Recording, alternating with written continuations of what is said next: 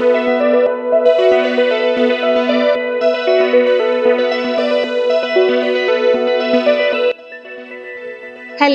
എല്ലാവർക്കും എൻ്റെ പുതിയ വീഡിയോയിലോട്ട് സ്വാഗതം.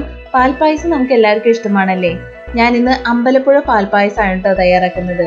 അമ്പലത്തിൽ നിന്നൊക്കെ കിട്ടുന്ന അതേ ടേസ്റ്റോട് കൂടിയിട്ടുള്ള പാൽപ്പായസം നമുക്ക് വളരെ എളുപ്പത്തിൽ വീട്ടിൽ തന്നെ തയ്യാറാക്കാവുന്നതാണ്. അപ്പോൾ ഈ വീഡിയോയിലോട്ട് പോകുന്നതിന് മുമ്പായി ഈ ചാനൽ സബ്സ്ക്രൈബ് ചെയ്തിട്ടുണ്ടെങ്കിൽ ഒന്ന് സബ്സ്ക്രൈബ് ചെയ്യണേ. അപ്പോൾ നമുക്ക് അതെങ്ങനെയാണെന്ന് നോക്കാം. പാൽപ്പായസം ഉണ്ടാക്കാനായിട്ട് നമുക്ക് ആദ്യം തന്നെ പാല് നല്ലതുപോലെ തിളപ്പിച്ചെടുക്കണം. അതിനായി ഞാനൊരു പാത്രം അടുപ്പത്ത് വെച്ചിട്ടുണ്ട്. ഈ പാത്രം നന്നായിട്ട് ക്ലീൻ ചെയ്തെടുത്തതാണ് കേട്ടോ. ഇനി ഇതിലേക്ക് നമുക്ക് 1 ലിറ്റർ പാല് ചേർത്ത് കൊടുക്കാം. നമ്മൾ എടുക്കുന്ന അരിയിലേക്ക് ആവശ്യമായിട്ടുള്ള പാലാണ് കേട്ടോ ഇപ്പം ഞാൻ ചേർത്ത് കൊടുക്കുന്നത്. അപ്പം നമുക്ക് ആ 1 ലിറ്റർ പാല് കൂടി ചേർത്തിട്ട് നല്ലതുപോലെ തന്നെ തിളപ്പിച്ചെടുക്കണം.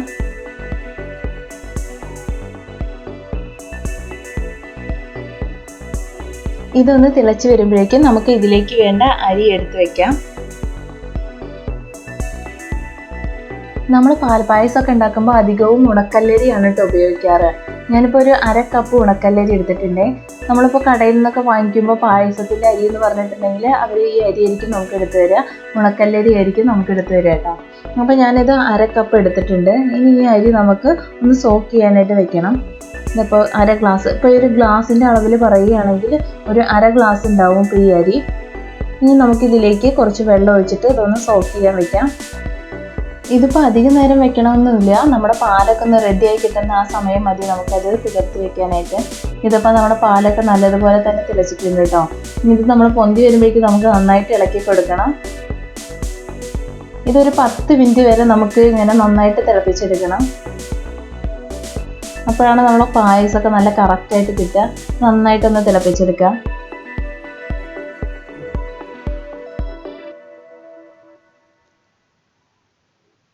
ഇപ്പോൾ ഒരു 10 മിനിറ്റ് ആയിട്ടുണ്ട് കേട്ടോ. ഇനി നമുക്ക് ഫ്ലെയിം ഓഫ് ചെയ്യാം. ഇനി നമ്മുടെ പാല് നല്ലതുപോലെ തണുത്തതിന് ശേഷം ഇതിൽ പാട കെട്ടിയിട്ടുണ്ടെങ്കിൽ അതൊന്ന് അരിച്ചെടുക്കണം. ഇനിയിപ്പോൾ പാട ഇഷ്ടമുള്ളവർക്ക് വേണമെങ്കിൽ അങ്ങനെ തന്നെ ചേർക്കാവുന്നതാണ് കേട്ടോ. ഞാനിപ്പോൾ അരിച്ചെടുക്കുന്നുണ്ട്. ഇനി ഇതൊന്ന് തണുക്കുന്നത് വരെ വെയിറ്റ് ചെയ്യാം. ഇപ്പോൾ നമ്മുടെ പാലൊക്കെ നല്ലതുപോലെ തണുത്ത് വന്നിട്ടുണ്ട്. ഇനി നമുക്ക് പെട്ടെന്ന് തന്നെ പായസം ഉണ്ടാക്കാനായിട്ട് തുടങ്ങാം. അതിനായിട്ട് ഞാനിവിടെ ഒരു കുക്കർ എടുത്തിട്ടുണ്ട് കേട്ടോ. ഈ കുക്കർ 5 ലിറ്ററിൻ്റെ കുക്കറാണ്. ഇത് നല്ലതുപോലെ തന്നെ ക്ലീൻ ചെയ്തെടുക്കണം. അപ്പോൾ നമ്മൾ പാൽപ്പായസമൊക്കെ ഉണ്ടാക്കുന്ന സമയത്ത് വലിയ കുക്കർ എടുക്കുന്നതാണ് എപ്പോഴും നല്ലത്. ഇനിയിപ്പോൾ കറിയൊക്കെ ഉണ്ടാക്കുന്ന കുക്കറാണെങ്കിൽ അതിൽ എണ്ണമയോ മഞ്ഞ കളറൊക്കെ ഉണ്ടാവാൻ സാധ്യതയുണ്ട്. അപ്പോൾ അതുകൊണ്ട് നമ്മൾ നല്ലപോലെ സോപ്പ് ഉപയോഗിച്ച് ക്ലീൻ ചെയ്തതിന് ശേഷം ഇതിലേക്ക് കുറച്ച് വെള്ളം ഒഴിച്ചിട്ട് നന്നായിട്ട് തിളപ്പിച്ചെടുത്തതിന് ശേഷം മാത്രമേ പായസം ഉണ്ടാക്കാനായിട്ട് പാടുള്ളൂ. അപ്പോഴാണ് നമ്മുടെ പായസം നല്ല കറക്റ്റായിട്ട് കിട്ടുക. സാധാരണ നമ്മൾ പാൽപ്പായസമൊക്കെ ഉണ്ടാക്കുന്ന പാത്രം വേറെ ഒന്നിനും ഉപയോഗിക്കാറില്ല, വേറെ കറിയൊന്നും വെക്കാറില്ല. ഇനിയിപ്പോൾ അങ്ങനെ കറിയൊക്കെ വെച്ചിട്ടുള്ള പാത്രമാണെങ്കിൽ നമ്മൾ ഇതുപോലെ നന്നായിട്ട് ക്ലീൻ ചെയ്തതിന് ശേഷം വെള്ളം നല്ലപോലെ തിളപ്പിച്ചെടുത്താൽ മതിയാവും. അപ്പോൾ നല്ല കറക്റ്റായിട്ട് തന്നെ കിട്ടും. അപ്പോൾ നമുക്ക് നല്ലപോലെ ക്ലീൻ ചെയ്തെടുത്ത ഒരു കുക്കർ അടുപ്പത്ത് വെച്ചതിന് ശേഷം അതിലേക്ക് ഞാൻ ഒരു 1/2 ഗ്ലാസ് വെള്ളം ഒഴിച്ച് കൊടുക്കുന്നുണ്ട്. നമ്മൾ 1 ലിറ്റർ പാലിന് 1/2 ഗ്ലാസ് വെള്ളമാണ് കേട്ടോ ചേർത്ത് കൊടുക്കുന്നത്. ഇനി ഈ വെള്ളം ഒന്ന് തിളച്ചതിന് ശേഷം നമുക്ക് അരിച്ചു വെച്ചിരിക്കുന്ന പാല് ചേർത്ത് കൊടുക്കാം. ഇതപ്പോൾ വെള്ളമൊക്കെ തിളച്ച് വന്നിട്ടുണ്ടെങ്കിൽ ഇനി നമുക്ക് പാല് ചേർത്ത് കൊടുക്കണം. ഇനി ഈ പാലിലേക്ക് നമുക്ക് ഒരു 1/4 കപ്പ് പഞ്ചസാര ചേർത്ത് കൊടുക്കണം. ഇനി മധുരം കൂടുതൽ വേണം എന്നുള്ളവർക്ക് കുറച്ചുകൂടി ചേർത്ത് കൊടുക്കാവുന്നതാണ് കേട്ടോ. ഞാനിപ്പോൾ ഒരു 1/4 കപ്പ് പഞ്ചസാരയാണ് ചേർത്ത് കൊടുക്കുന്നത്. ഇനി നമുക്ക് കഴുകി എടുത്ത് വെച്ചിരിക്കുന്ന അരി ഇതിലേക്ക് ചേർത്ത് കൊടുക്കാം.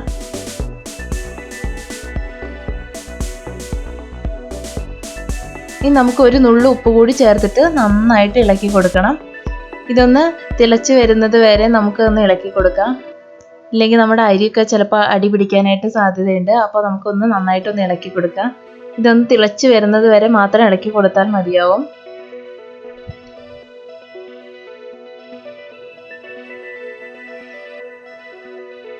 ഇപ്പോൾ ഇത് നന്നായിട്ട് തിളച്ച് വന്നിട്ടുണ്ട്.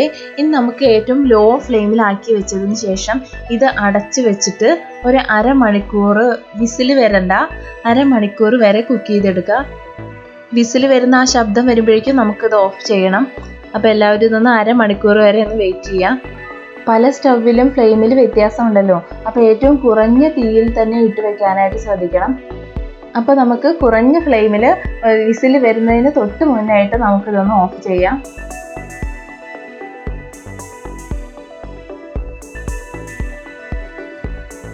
ഇപ്പോൾ ദാ നമ്മുടെ കുക്കറിൽ വിസിൽ വരുന്നതിന് തൊട്ട് മുന്നുള്ള ശബ്ദമൊക്കെ വന്നിട്ടുണ്ട്. ഇപ്പോൾ ഒരു അരമണിക്കൂർ കഴിഞ്ഞിട്ടുണ്ടാവും കേട്ടോ. ഇതുവരെ വിസിലൊന്നും വന്നിട്ടില്ല. ഇനി നമുക്കൊന്ന് ഫ്ലെയിം ഓഫ് ചെയ്യാം. ഇനി നമ്മുടെ കുക്കറിലെ എയർ എല്ലാം പോയതിന് ശേഷം മാത്രമേ ഇത് തുറക്കാനായിട്ട് പാടുള്ളൂ കേട്ടോ. അതുവരെ നമുക്കൊന്ന് വെയിറ്റ് ചെയ്യാം. ഇപ്പോൾ ദാ നമ്മുടെ കുക്കറിലെ എയർ എല്ലാം പോയിട്ടുണ്ട്. ഇനി നമുക്കിതൊന്ന് തുറന്ന് നോക്കാം. ആഹാ, നമ്മുടെ പാലിൻ്റെ കളറൊക്കെ മാറി നല്ല പിങ്ക് കളറായിട്ട് തന്നെ കിട്ടിയിട്ടുണ്ട് കേട്ടോ. നമ്മൾ ഇതിലേക്ക് ഇനി നെയ്യും വെണ്ണയും ഒന്നും ചേർക്കുന്നില്ല.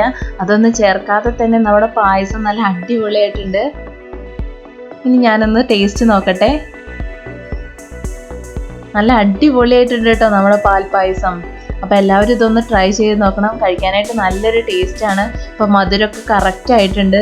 ഇപ്പോൾ പാലിൻ്റെ അളവും എല്ലാം നല്ല കറക്റ്റായിട്ട് തന്നെ നമുക്ക് കിട്ടിയിട്ടുണ്ട് കേട്ടോ. ഇനി നമുക്ക് അവസാനമായിട്ട് ഇതിലേക്ക് കുറച്ച് തുളസിപ്പൂവും കുറച്ച് ചെത്തിപ്പൂവും ചേർത്ത് കൊടുക്കാം. നമ്മൾ അമ്പലത്തിൽ നിന്നൊക്കെ കിട്ടുന്ന അതേ ടേസ്റ്റ് കിട്ടാൻ വേണ്ടിയിട്ടാണ് കേട്ടോ ഇതൊക്കെ ചേർത്ത് കൊടുക്കുന്നത്. അമ്പലത്തിൽ നിന്ന് കിട്ടുന്ന പായസം നമ്മൾ ഭഗവാന്റെ മുന്നിൽ നിന്ന് തന്നെ കഴിക്കുമ്പോൾ അതിനൊരു പ്രത്യേക ടേസ്റ്റ് ആണല്ലേ. ഇത് നമ്മൾ വീട്ടിൽ വളരെ എളുപ്പത്തിൽ തയ്യാറാക്കിയിട്ടുള്ള രുചികരമായ അമ്പലപ്പുഴ പാൽപ്പായസമാണ്. അപ്പോൾ എല്ലാവരും ഇതൊന്ന് ട്രൈ ചെയ്ത് നോക്കണം. കഴിക്കാനായിട്ട് നല്ലൊരു ടേസ്റ്റാണ്.